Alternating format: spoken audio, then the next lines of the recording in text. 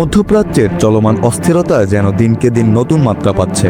এবার ড্রোন হামলায় আগুন লেগে সাময়িকভাবে বন্ধ হয়েছে দুবাই আন্তর্জাতিক বিমানবন্দরের কার্যক্রম। এ নিয়ে দেশটিতে তীব্র আতঙ্ক বিরাজ করছে।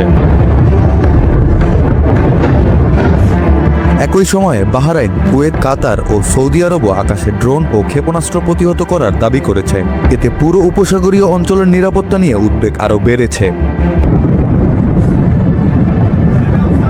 সংযুক্ত আরব আমিরাতের কর্তৃপক্ষ জানিয়েছে, দুবাই আন্তর্জাতিক বিমানবন্দরের কাছে একটি জ্বালানি ট্যাঙ্কে ড্রোন আঘাত হানলে আগুন লাগে।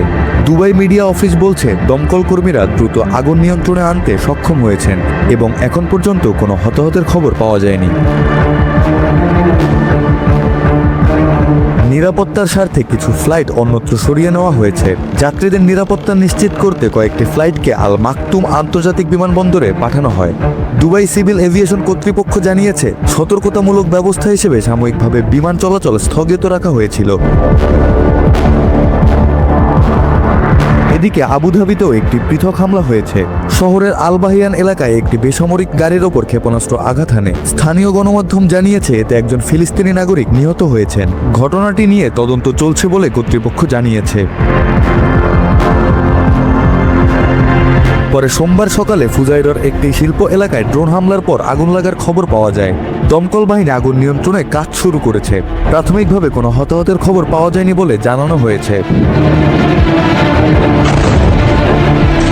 এর আগে শনিবার একটি ড্রোন ভূপাতিত করার সময় ধ্বংসাবশেষ পড়ে ফুজাইরার তেল কেন্দ্র আগুন লাগে। বুধবার দুবাই বিমানবন্দরের কাছাকাছি দুটি ড্রোন পড়ে 4 জন আহত হওয়ার ঘটনাও ঘটেছিল।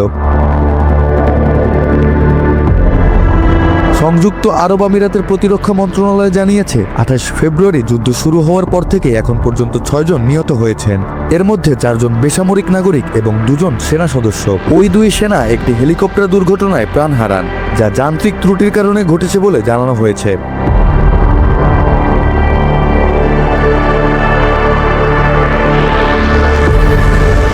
ইরান বলছে, উপসাগরীয় দেশগুলোতে যুক্তরাষ্ট্রের সামরিক ঘাঁটি থাকায় সেগুলো এখন বৈধ লক্ষ্য। 28 ফেব্রুয়ারি যুক্তরাষ্ট্র ও ইসরায়েল তেহরানে যৌথ বিমান হামলা চালানোর পর থেকেই ইরান আত্মরক্ষায় পাল্টা হামলা শুরু করেছে। তবে এসব হামলায় বেসামরিক অবকাঠামো ক্ষতিগ্রস্ত হচ্ছে। উপসাগর জুড়ে বিভিন্ন বিমানবন্দর, বন্দর ও তেল স্থাপনায় আঘাতের খবর পাওয়া গেছে। 2020 সালে ইসরায়েলের সঙ্গে সম্পর্ক স্বাভাবিক করার পর সংযুক্ত আরব আমিরাত সবচেয়ে বেশি হামলার মুখে পড়েছে।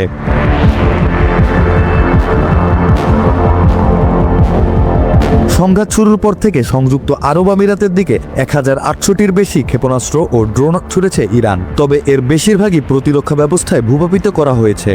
উপসাগরীয় দেশগুলো মিলিয়ে এখন পর্যন্ত 2000-এর বেশি হামলার ঘটনা ঘটেছে বলে জানিয়েছে সংশ্লিষ্ট কর্তৃপক্ষ।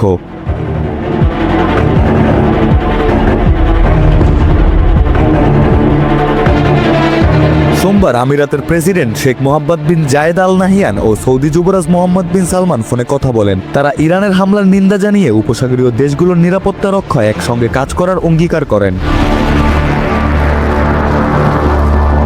এদিকে সৌদি আরব, কাতার ও কুয়েতও একাধিক ড্রোন হামলা প্রতিহত করার কথা জানিয়েছে।